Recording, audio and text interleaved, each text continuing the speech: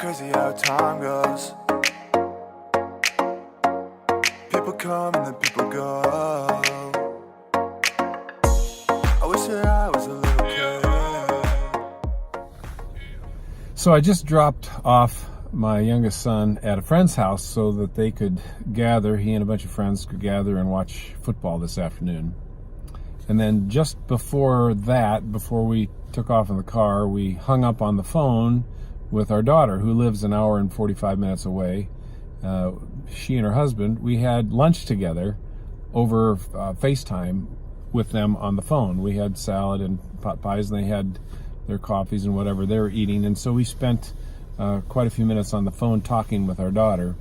And then this morning when I got up, we have a son who is out of the country and working and will be out of the country for several years. And so we were texting back and forth on an app. Sometimes we call, sometimes we share a video back and forth. But this morning we were texting back and forth and talking about the day and what happened with them and what's happening with us, keeping in touch. And then we have two boys, one's married, one's not, up north. And they were at a camp playing worship this weekend. And so we texted back and forth with Sam and Ben, and we got a video from Rachel, Ben's wife, of little Vivian, our granddaughter, and of the boys worshiping, and all the kids just having a hoot, just a packed room of kids bouncing around and whoop, whoop, doing their singing for worship. It was really fun. But I just wanted to talk to you a little bit about kids. I don't normally speak on kids or about my kids, but I just felt I needed to today talk about kids. Hi, I'm Doug Snyder. It's Intimacy with God Ministries, and this is Sunday's Thought Conditioner. And today's topic is I wanted to share 3 of the 8 things that I've discovered that my kids want from parents, or that kids want from parents, okay? The first one, I'll give you 3 of the 8. The first one is kids want to be loved unconditionally. They want to be loved unconditionally.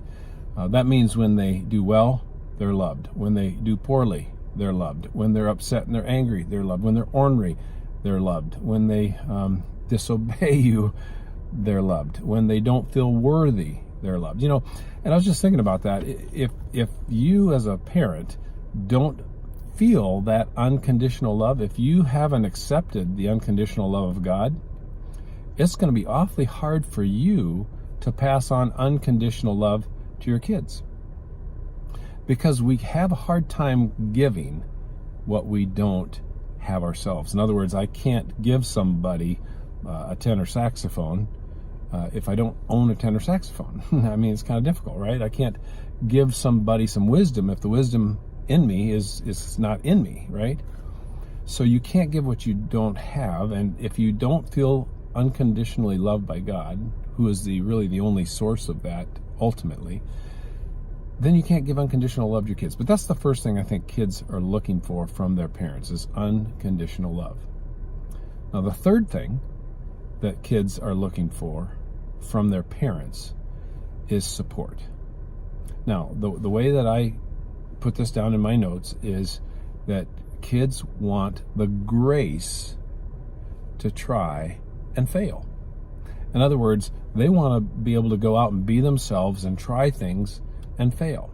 And we talk often about the fact that wise people learn by reason, lesser people by observation. In other words, watching somebody else do something. The younger siblings have an advantage there, because when the older siblings make a mistake, they can learn by observation.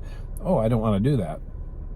And the fool learns by experience. And of course, we all play the fool in our lives from time to time. But the point is, you want to learn at higher levels by observation, and eventually get to the place where you learn by reason, so that you don't make foolish mistakes.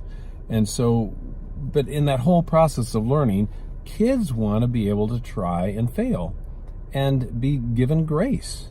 Instead of a hard rule of discipline, or instead of of a harsh tone of, you failed, I can't believe it. Well, you know what? The silliest thing about that is that if you think you can go out and make decisions every day that are right all day long, all week long, all month long, all year long, well, then you're only deceiving yourself, because nobody can make every right decision every time.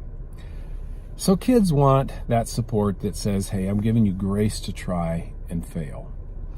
And then the eighth thing on my list of 8 things that I've discovered kids want from parents. The eighth thing is they want spiritual direction. Kids really do want spiritual direction. They want spiritual leadership in the home. In Deuteronomy 11, 18, 19, it says, work wholeheartedly at this. Put my words, God is saying, put my words into your heart and into your mind, and then talk about them with your kids. When you get up in the morning, when you walk along the road, as you work throughout the day, at the dinner table, when you lie down at night, talk about my words, God's principles, His truths, His insights for life and for living happy and healthy and abundantly. And so those are 8 things, those are 3 of my 8 things that I see kids want from parents, or that I've learned. And we have 5 kids.